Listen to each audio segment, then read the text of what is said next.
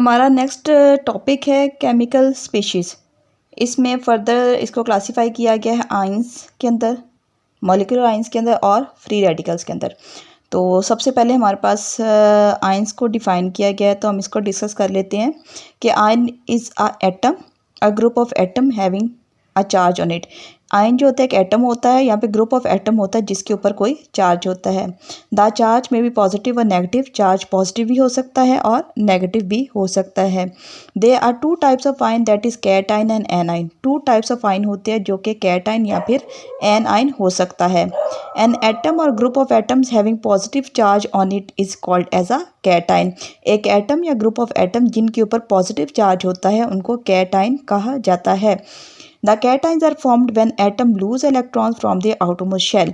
Cations उस वक्त बनते हैं जब एटम जो होते हैं इलेक्ट्रॉन को लूज़ करते हैं अपने आउटरमोस्ट शेल से।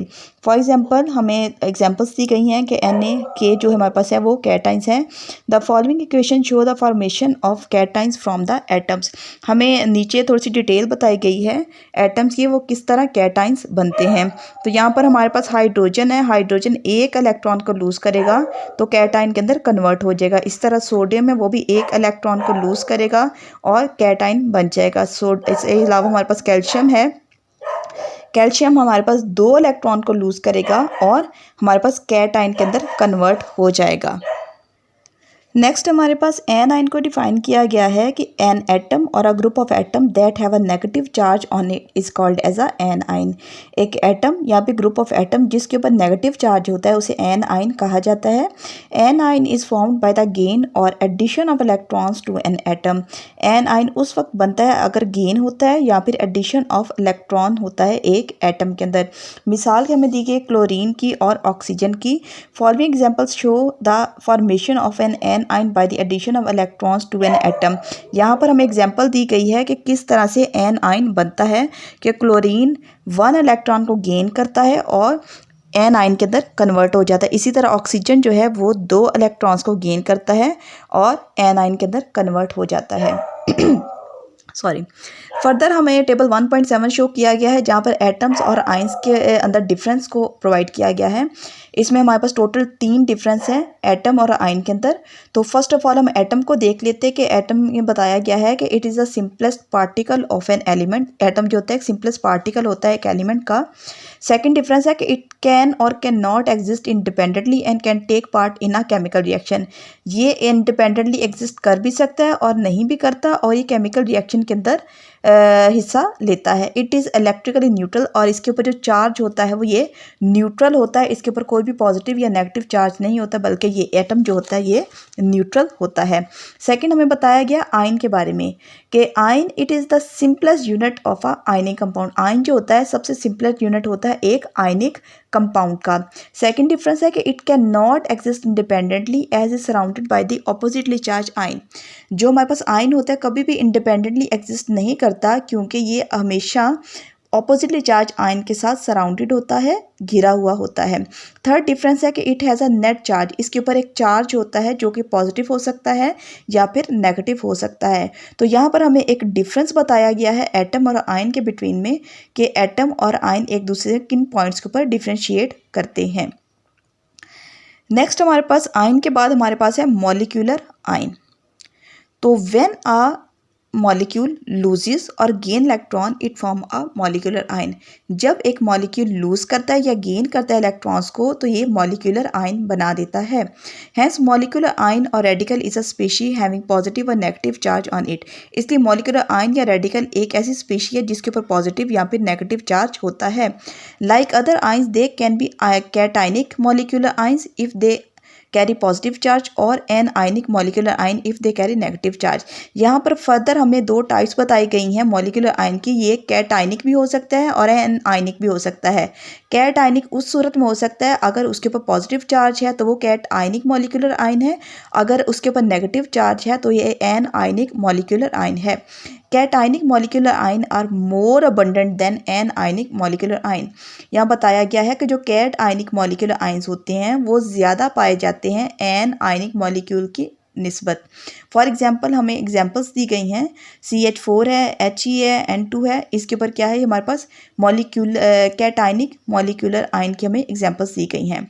When gases are bombarded with high energy electrons in a discharge tube, जब गैसेस के ऊपर हाई एनर्जी इलेक्ट्रॉन्स को बम्बार्ड किया जाता है, फेंका जाता है एक डिस्चार्ज ट्यूब के अंदर, they ionize to give molecular ion. तो वो क्या, गैस क्या हो जाती है, आयनाइज हो जाती है और मॉलिक्यूलर आयंस देती है।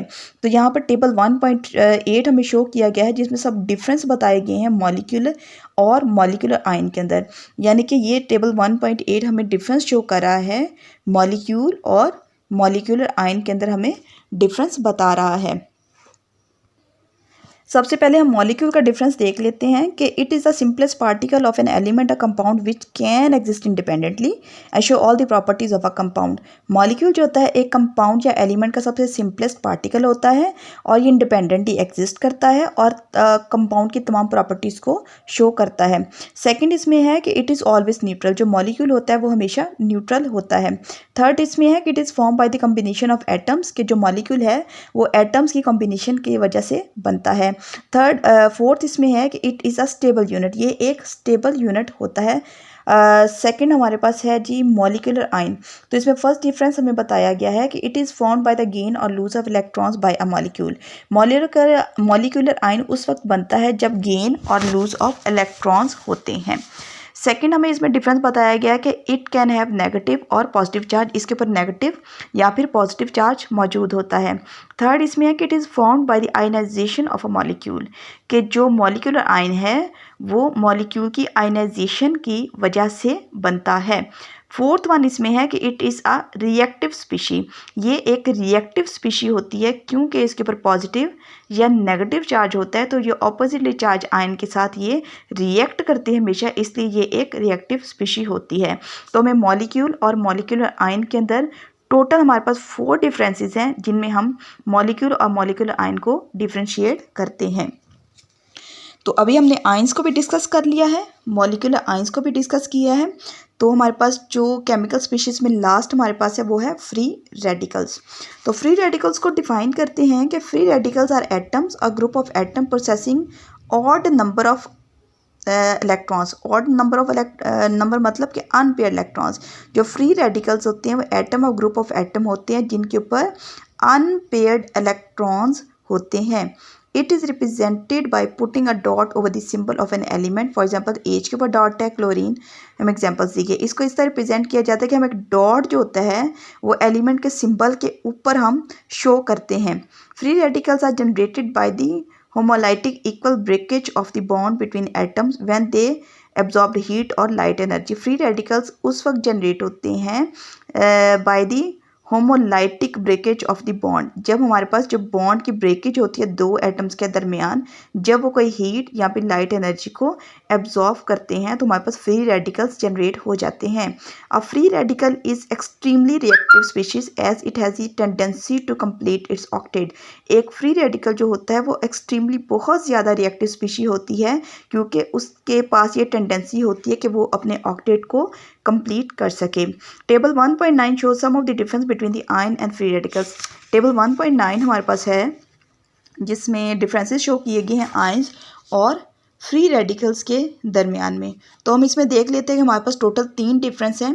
सबसे पहले हम आयंस को देखते हैं कि these are the atoms which bear some charge. ये इस तरह के एटम्स होते हैं जिनके ऊपर कोई चार्ज मौजूद होता है।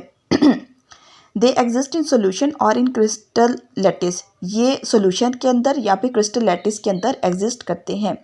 थर्ड पॉइंट है कि there formation is not affected by the presence of light, कि इनकी जो फॉर्मेशन होती है आयंस की वो लाइट के साथ कोई इफ़ेक्ट नहीं होती।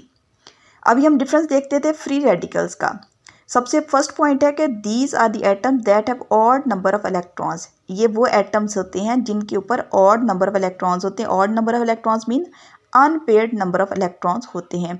दे can exist in solution as well as in air. ये सोल्यूशंस के अंदर भी एग्जिस्ट करते हैं और एयर के अंदर भी ये एग्जिस्ट करते हैं।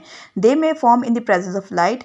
थर्ड डिफरेंस इसमें ये है कि जो फ्री रेडिकल्स होते हैं ये इन द प्रेजेंस ऑफ लाइट जो है ये फॉर्म्ड होते हैं, यानी कि ये जो फ्री रेडिकल्स बनते हैं ये लाइट की प्रेजेंस में ही बनते हैं। अगर लाइट अवेलेबल नहीं है तो ये फ्री रेडिकल्स नहीं बनते। तो इसमें हमने अभी डिस्कस किया है इस टॉपिक में आयंस को, मॉलिक्यूलर आयंस को और फ्री रेडिकल्स को।